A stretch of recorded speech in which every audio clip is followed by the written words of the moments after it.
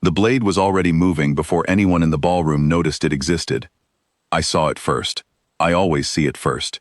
That is the one thing about me that Lyra Venn never understood. Not in 3 weeks of employing me.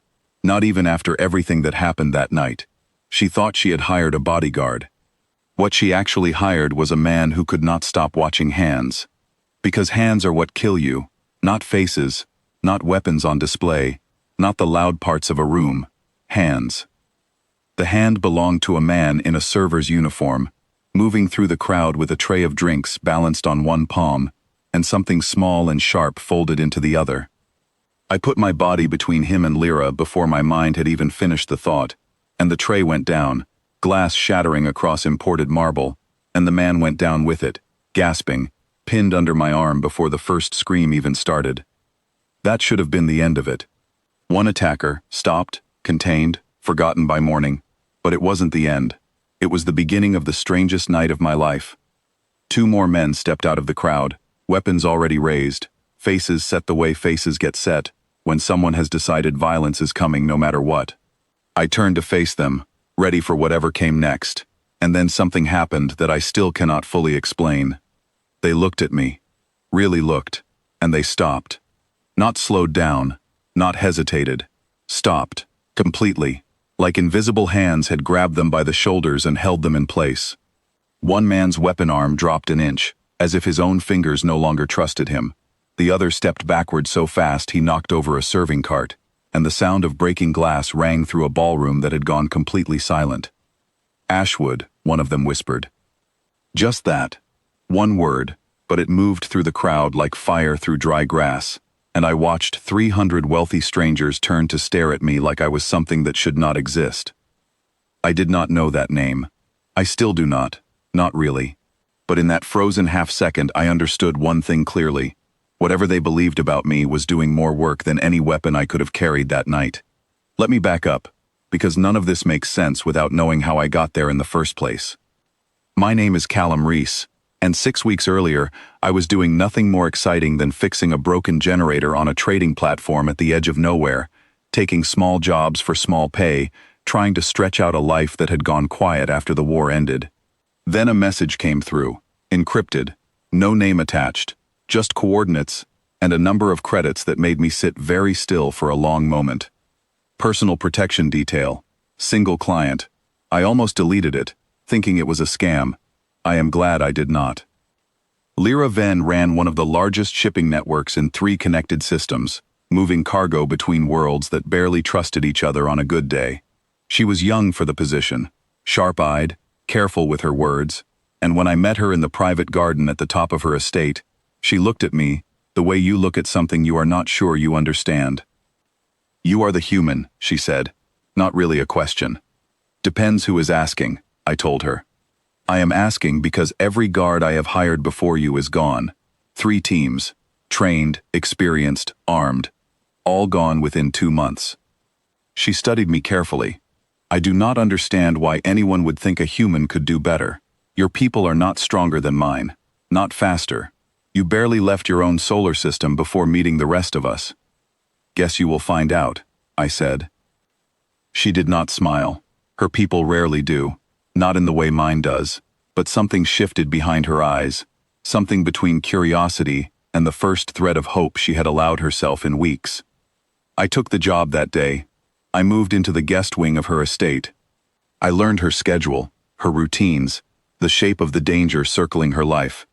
For 3 weeks, nothing happened, and I began to wonder if the money was simply payment for her nerves, rather than for any real threat. Then came the summit. It was a gathering of traders and diplomats from a dozen systems, all wrapped in silk and polite smiles.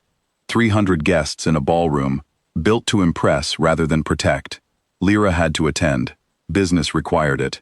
I told her I did not like the idea. She told me, quite plainly, that my opinion had not been part of our agreement. So I went in dressed like her shadow, dark suit, nothing that would draw attention, no visible weapon because formal gatherings like this one did not allow them, and I was not about to be the reason we were both removed from the building. I stayed near the walls. I watched the doors. I watched the hands, because hands tell you everything a face tries to hide.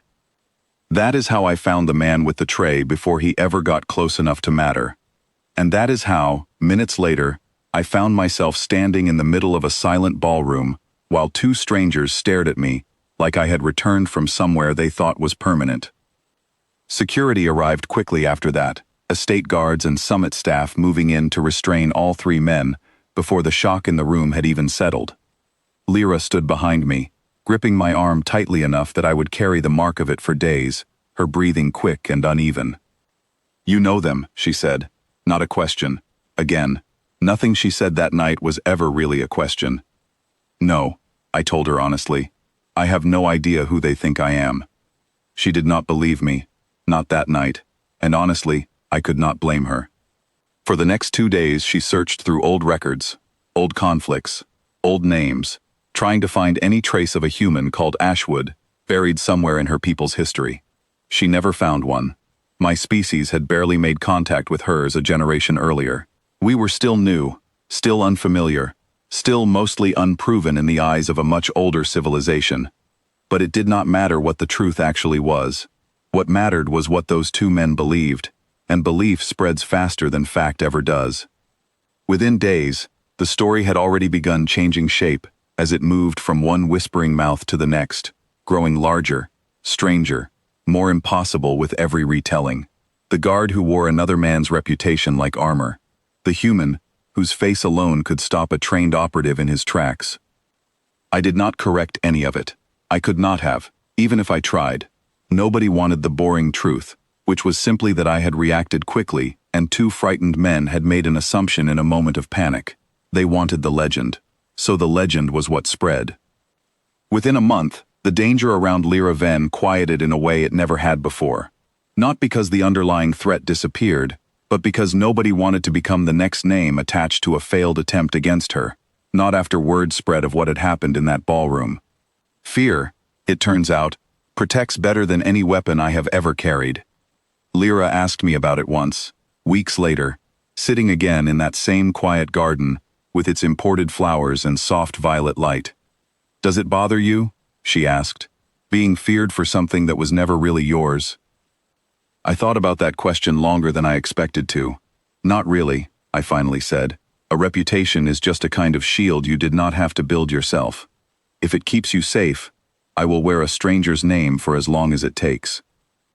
She looked at me for a long moment, the same careful, searching look she had given me the very first day we met, as if she still had not finished deciding what to make of me.